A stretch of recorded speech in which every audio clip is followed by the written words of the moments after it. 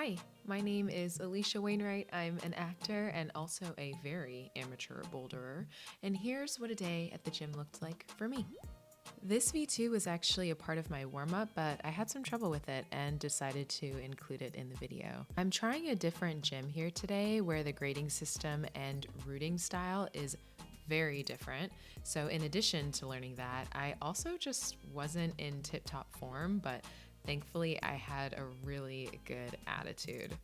Okay, blah, blah, blah, enough about that. The real issue was this sloper right here was covered in chalk and I couldn't get a really solid grip on it. So when I went to reach for that finishing hold, I slipped.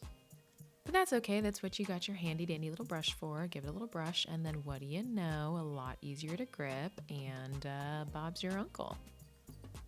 This red V3 was so much fun. Sometimes you just do a climb that gives you the confidence to take on the rest of your session. And sometimes that's just really helpful to get you in a great mindset so that you can try hard. I know I'm a lover of watching a lot of YouTube videos about bouldering, and I've been thinking a lot about my mindset, and it has helped me try on things that I objectively would have never tried on before. And again, to boost up the confidence, I flashed this V3 that was also very flowy and very fun. I didn't climb it perfectly, so I will probably go back to the gym and try it a few more times, but I really liked that I incorporated some smearing, which I don't typically do on my climbs, and it was just nice to kind of be in that mindset, and even though I slipped here thinking I could do a heel hook, I went dynamically for that last move and skipped a hold, which made me feel really good. So I'm feeling good, I'm feeling confident, and I decide to project this yellow V4. I noticed a couple problems with the way I was attempting it. Firstly, I really struggled to get my feet on the wall to start, to the point that I actually couldn't start it on my first go around. But, I figured let's just see how the rest of the climb goes.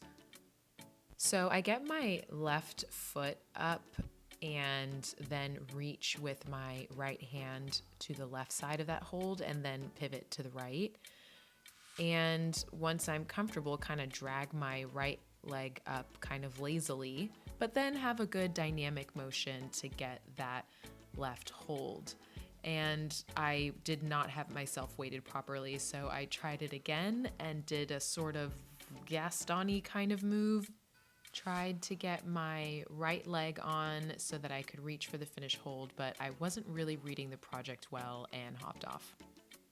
On this attempt, I went for more of a froggy foot start, but again, get my left heel into the hold, drag that right leg up, and then reach for my right hand. And all these moves are very tiring for me. So even though I would say this is one of the smoothest attempts I had, but as I rock over dynamically for that left hold, I am pretty tired.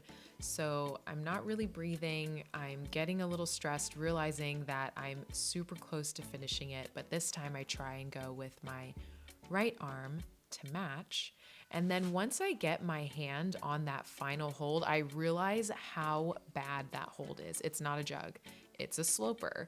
And with most of my body weight on the left-hand side of my body, I'm just not well supported and I feel unsafe, so I hop off.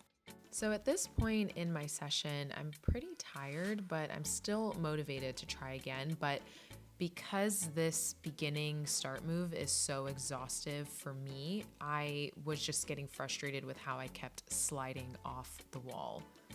And when you've come close to almost completing a problem and you realize, wow, I can't even start it again, it can be really frustrating.